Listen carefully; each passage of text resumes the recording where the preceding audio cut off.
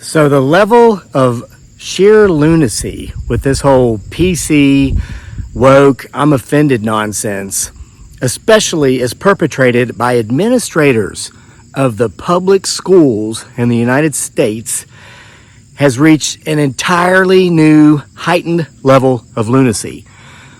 I come with you today with a story that can't be made up. That's how you know it's true. That's how you know it's real. Remember, Mark Twain said fiction was harder to write than nonfiction because fiction had to at least make sense. This makes no sense, but I'm going to tell it to you.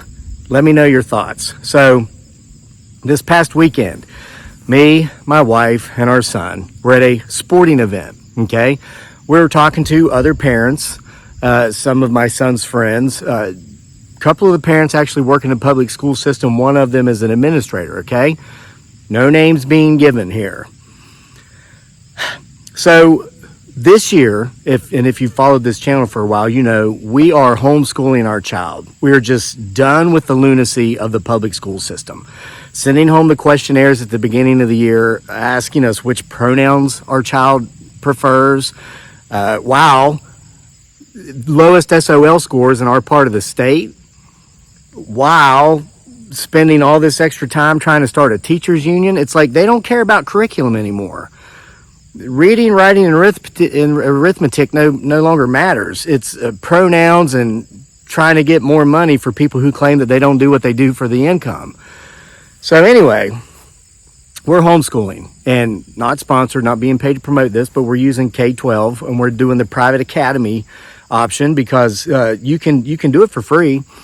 But we're using the private academy option, which costs us about $6,000 a year because it frees us up to come and go as we please. We don't have to be tied down. They have a more flexible schedule. And now the reason this is important to us is because my wife is Filipina. My son is biracial. He was born in the Philippines. We didn't even get to the United States until 3 months before he started kindergarten, about 7 or 8 years ago. So he's in middle school now. We're at this sporting event, and a couple of the folks who knew our situation, who knew what we were doing, were asking us how it's going. And we were telling them, and we were being brutally honest. We love it. We honestly wish we had not sent our son back to the public school system after COVID. You remember during COVID, everybody was at home doing it virtually. I was like, man, this is the way to do it. These kids are in class 3 hours a day. They're not giving up 10 hours of their life. This is so easy. The technology's here. Everybody else it's 2023. The rest of the world is harnessing this technology that we have available to us, which has made it easier to make money than any point in humanity, like this, social media, what I do here and on other multiple platforms. Why not do it with education?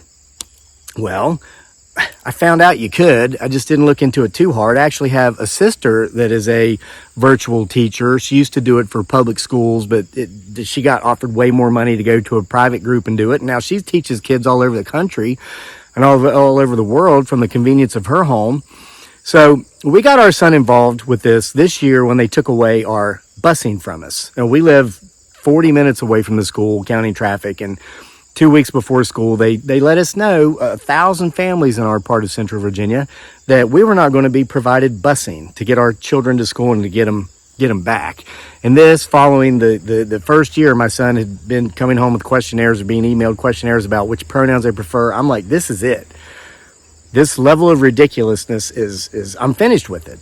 I would have been literally putting out 20 hours a week of my time to get my son to and from school, on top of already paying tax dollars that's supposed to provide that for me, okay? They cut off the people that live furthest out, too. It made no sense. They continued to bus the people that were within literally a 5-minute walk to school, but cut off busing for those of us that live outside of the 15-minute smart city, whatever thing they have going on.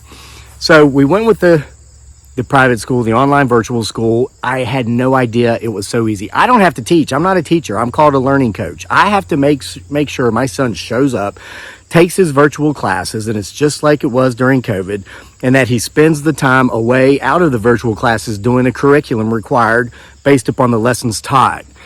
And I think it's beautiful because while he's in those virtual classes and there's a lot of interaction between the teacher and the other students, I get to hear it. I'm off, in the other room doing my work. I hear it. They're not pushing any sort of agendas down these students' throats. They're not indoctrinating.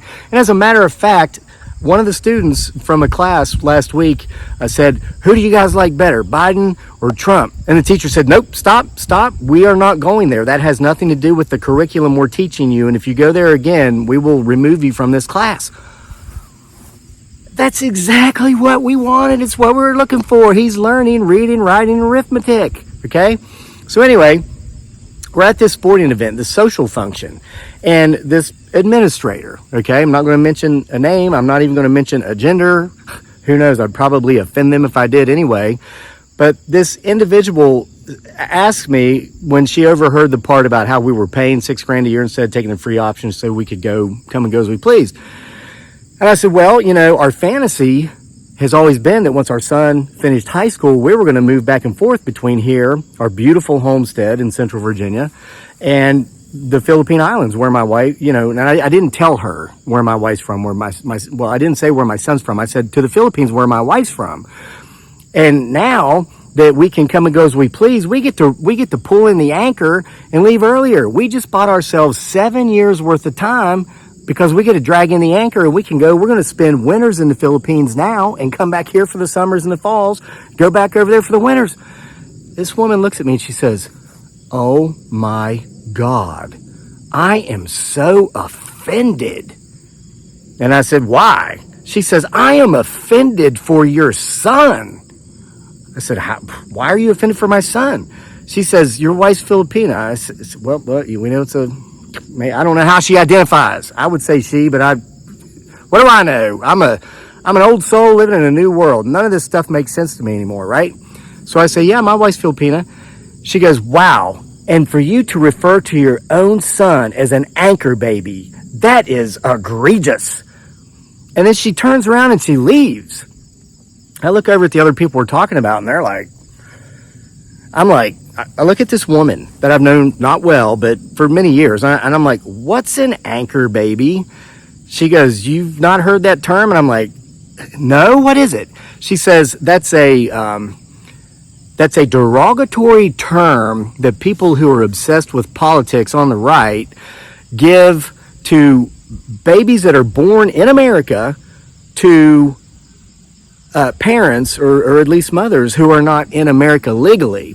And this term implies that these people have these children to get them anchored here in America. It's easier for them to stay here illegally because nobody wants to pull a child away from its mother and say, okay, this is a U.S. citizen because he or she was born here, but you got to go put it up for adoption and foster care, whatever. So this public school administrator implied several things. Number one, she implied that my wife is here illegally, which she absolutely is not. And number two, she implied that I was making a derogatory, quasi-racist statement against my own flesh and blood son, who is the most important person to me on this earth. She stated her views, told me why she was offended, and then left. She has no idea that my son was born in the Philippines and that he came to America 3 months, like I said earlier, just 3 months before he started kindergarten. She had no idea my wife is here legally and has remained here legally ever since she got here. Talking about the 1 year it took from the time I hired a lawyer to make that happen and coming back and forth and having to be away from my family 9,000 miles away to make that happen, and the money and paying our dues. Just didn't want to hear that. Just assumed my wife's here illegally. And she assumed and implied that I was making a derogatory racial slur statement against immigrants about my own son because I used the analogy of being in a ship. You're anchored down, you're biding your time until it's time to move to the next port. Well, you, of course, take in your anchor and then go, and that's what we're doing. This winter, we're reeling in the anchor, and we're going, before temperatures get below freezing, we will be on the white sandy beaches staring into the beautiful crystal blue waters of the Philippine Islands. And when the water lines freeze up here back home, we won't know unless one of my friends or neighbors emails me and tells me about it. So, folks, this is egregious. And this came from a public school administrator. Listen, this whole concept of being offended is ridiculous. And I'm going to tell you why so many people are doing it right now. It's because they want something for nothing. They have an attitude of entitlement. Hear me out. This is my theory. If somebody wrongs you, let's say somebody breaks into your house and they steal your stuff, they owe you restitution, okay? They either owe you your stuff back or a replacement or the monetary value of the stuff they took. We can all agree on that, right? Because there is such a thing as a victim. Somebody breaks in, steals your stuff, you're a victim, you're owed restitution. Well, this is where this concept of everybody being offended by everything comes from. Everybody wants to be a victim because they feel they are owed something for nothing. So when I offend you, like when I offended this public school official by talking about reeling in the anchor and setting sail and going off to the South Pacific, she was offended because she wants something for nothing. But guess what, folks? This is how it works. You know what you get for being offended? Nothing. You know what you earn? Do you know what you receive? Nothing. Now grow the hell up and act like an adult.